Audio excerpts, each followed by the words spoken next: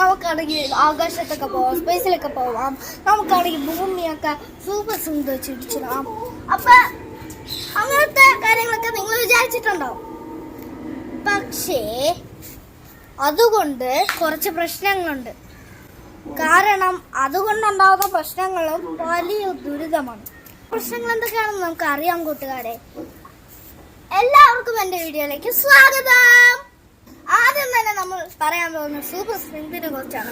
നിങ്ങൾ സിനിമയിൽ ഈ ഒരു ഫേമസ് ആണ്, അതായത് ഈ ഒരു സൂപ്പർമാനെക്കാളും പവറുള്ള ഒരു ഫേമസ് സൂപ്പർ ഹീറോ ഉണ്ട്, ഹൾക്ക്. അപ്പൊ ഹൾക്കിനെ പോലത്തെ പവറൊക്കെ ഹൾക്കിനെ കാണുമ്പോ നിങ്ങൾക്ക് ആ പവർ കിട്ടിയിരുന്നെങ്കിൽ കൊള്ളാനെന്ന് പറയും. പക്ഷെ നടക്കുന്നത് വേറെയാണ്.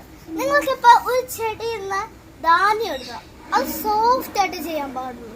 ഇല്ലെങ്കിൽ അത് ആ ചെടി പൊട്ടി വരും.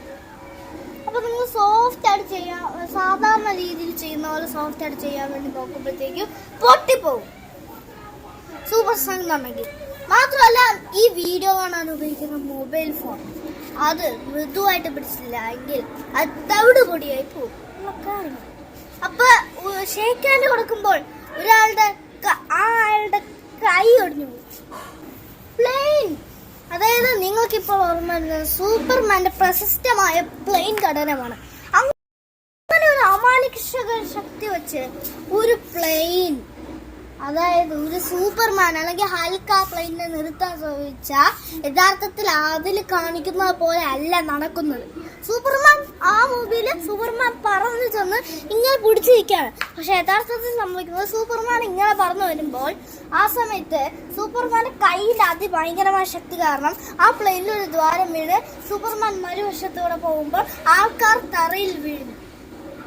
പ്ലെയിൻ ക്രാഷ് ആവുമെങ്കിൽ ക്രാഷ് ആവട്ടെ, ചിലവർക്ക് രക്ഷപ്പെടും.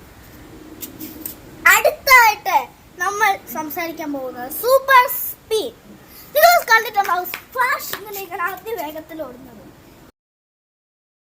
നമ്മൾ എപ്പോഴും നോക്കിക്കാണുന്ന ഒന്നല്ലേ ഈ ഫ്ലാഷ് അധികം സ്പീഡിൽ ഓടുന്നത്. ഇതിന് കാരണം ഫ്ലാഷിന് തീ എന്ന് പറയുന്നത് ഒരു കുഴപ്പവും. അപ്പോൾ അങ്ങനെ വെച്ച് നോക്കുമ്പോൾ ഫ്ലാഷിന് തീ കാരണം പ്രശ്നമല്ല. മാത്രമല്ല, ഫ്ലാഷ് യഥാർത്ഥത്തിലില്ല, പക്ഷെ നമ്മൾ യഥാർത്ഥത്തിലുണ്ട്.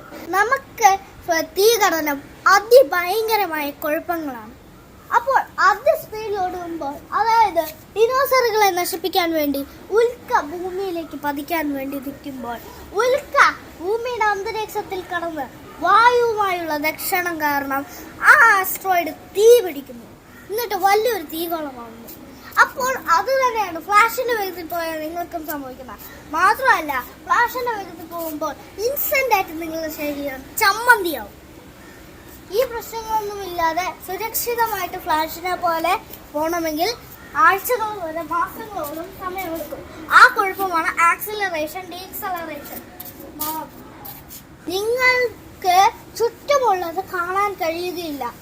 നിങ്ങൾ ഓടുമ്പോൾ തന്നെ നിങ്ങളുടെ ചുറ്റുമുള്ളത് കണ്ടില്ലെങ്കിൽ വേറെ വലിയ ജെസിയുടെ മുന്നിൽ പോയി ഇടിക്കും. ഉദാഹരണത്തിന്, നിങ്ങളൊരു പ്ലെയിൻ നിങ്ങൾ ഫ്ലാഷിനെ പോലെ ഓടിക്കൊണ്ടിരിക്കുമ്പോൾ നിങ്ങൾ അറിയാതെ എയർപോർട്ടിലെത്തും. അവിടെ വെച്ച് പ്ലെയിൻ ക്രാഷ് ആവാൻ പോവുകയാണ്. പ്ലെയിൻ ക്രാഷ് ആവുന്ന സ്ഥലത്ത് പ്ലെയിൻ ക്രാഷ് ആവുന്ന അതേ സമയത്ത് തന്നെ നിങ്ങൾ നമുക്ക് ഫ്ലാഷിന്റെ പവർ ഉപയോഗിച്ചു. അപ്പോൾ നിങ്ങൾക്ക് പ്ലെയിൻ ക്രാഷ് ആവുന്നതൊന്നും കാണാൻ കഴിയില്ല. അങ്ങനെ അവസാനം പ്ലെയിൻ ക്രാഷായി നിങ്ങൾ പടമാവും. അപ്പോൾ ഇതാണ് സൂപ്പർ സ്പീഡ്.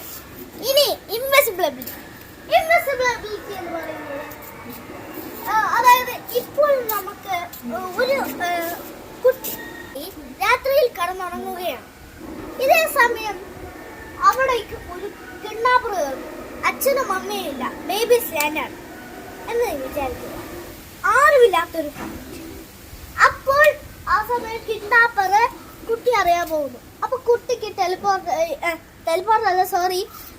ഇൻവിസിബിൾ എബിലിറ്റി വേണം.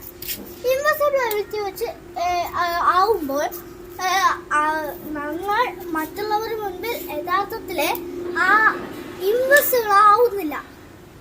ഇൻവിസിബിൾ ആവാതെ സൂര്യപ്രകാശം നമ്മളെ കണ്ണിൽ വന്ന് പഠിക്കാതെ ഇരിക്കണം. പക്ഷെ അങ്ങനെ ചെയ്തെന്നും പറഞ്ഞ് ഒരിക്കലും ഇൻവിസിബിൾ ആവാൻ പോകുന്നില്ല. മാത്രമല്ല വേറൊരു ദുരന്തമുണ്ട്, ഒരിക്കലും പരിഹരിക്കാൻ പറ്റാത്ത ദുരന്തം. നിങ്ങളുടെ ശരീരം നിങ്ങൾക്ക് തന്നെ കാണാൻ പറ്റില്ല.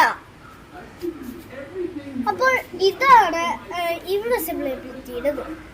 ഇനി അടുത്ത് ടെലിപ്പോർട്ടേഷൻ. ടെലിപ്പോർട്ടേഷൻ എന്ന് പറഞ്ഞാൽ ഇപ്പോൾ നമുക്ക് കേരളത്തിൽ നിന്ന് കന്യാകുമാരിയിലേക്കോ അല്ലെങ്കിൽ അമേരിക്കയിലേക്കോ ഒക്കെ നമുക്ക് ഇത് ചെയ്യണം, അതായത് ടെലിപ്പോർട്ട് ചെയ്യണം, പെട്ടെന്ന് എത്തണം, ഫ്ലൈറ്റ് ഒന്നും പിടിക്കാതെ. അപ്പൊ അതൊക്കെ നിങ്ങൾ ചെയ്യും ടെലിപ്പോർട്ട് എന്ന് പറഞ്ഞ് ടെലിപ്പോർട്ട് എത്തുമ്പോൾ അപ്പുറത്തെ അപ്പൂപ്പന്റെ വീട്ടിലായിരിക്കും നിങ്ങൾ ചെന്ന് പ്രത്യക്ഷപ്പെടുന്നത്. അല്ലെങ്കിൽ ചിലപ്പോൾ ചുമന്ന നടുവിൽ പോയി പെട്ടെന്ന് നിങ്ങൾ ഇൻസ്റ്റന്റ് ആയിട്ട് ചതഞ്ഞനഞ്ഞു പോകും. മാത്രമല്ല ഈ സൂപ്പർ ഹീറോസ് എല്ലാം വെറും യഥാർത്ഥത്തിലില്ല, പകരം അതൊക്കെ സിനിമയിലത്തെ ഡയറക്ടേഴ്സ് കോസ്റ്റ്യൂം ചെയ്ത് ഉണ്ടാക്കിയ സംഭവങ്ങളാണ്. മാത്രമല്ല ചിലപ്പോൾ അത് യഥാർത്ഥവുമാവാം, സയന്റിസ്റ്റ് കണ്ടുപിടിച്ച്.